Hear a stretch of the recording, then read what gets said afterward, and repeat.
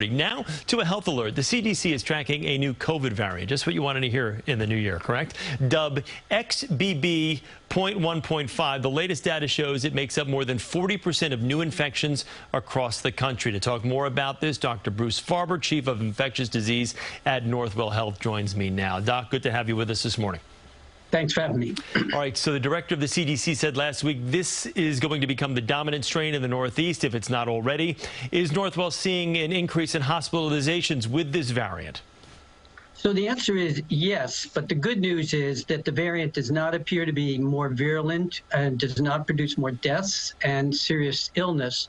So although the numbers in our health system and in our hospitals are higher, as a general rule, most of the people who have it are in the hospital for other medical problems and have been incidentally found to have carrying this variant because we screen for so many of these variants when people are admitted. So, the good news is it does not seem to be causing more deaths and more people to be critically ill.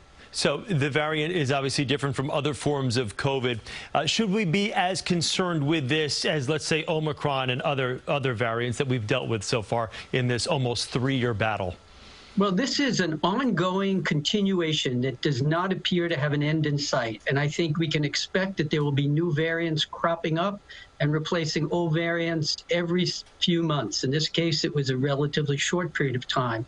And each of these is a little bit more evasive of the immunity that we've gotten from either the vaccines or from prior infections, which is why so many people that you know and I know are repeatedly getting COVID over and over again. The good news is if they've been vaccinated or have been infected, generally they're not very sick. The exception is the elderly, and the exception is the immunosuppressed. So, Doc, it's safe to say that we're just basically going to have to live with this for the foreseeable future?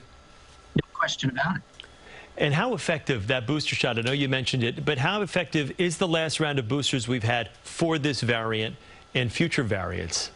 Well, the variants have changed ever since that vaccine was developed. So on the one hand, it's not that effective in preventing people from getting infected. On the other hand, it is very effective, which is why I encourage people to get it, in keeping them out of the hospital, keeping them critically ill, and at least allowing them to recover quickly at home without serious sequelae.